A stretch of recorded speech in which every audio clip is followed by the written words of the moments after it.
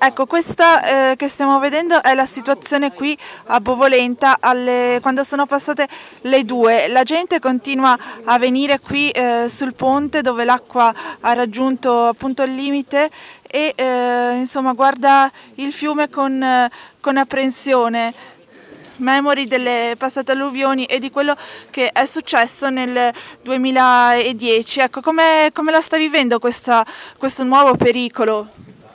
Ma personalmente ormai è sempre la stessa storia, sempre più frequente.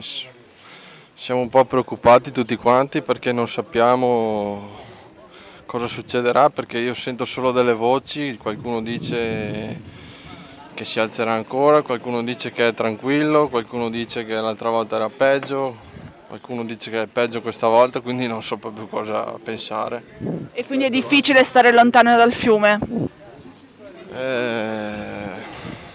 Vengo qua a vedere perché se sto